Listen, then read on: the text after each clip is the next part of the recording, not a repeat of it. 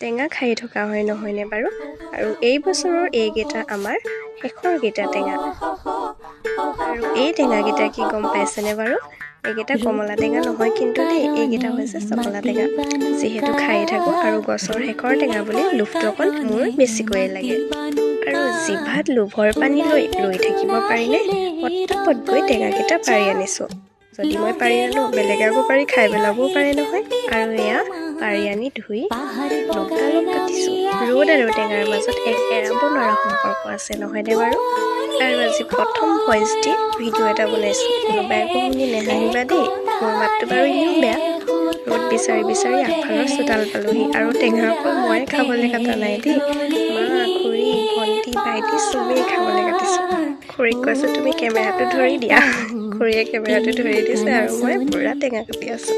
বোলো ক'ব পাৰিবা এদিন পপীয়ে আমাক টেঙা কাটি খুৱাইছিলে।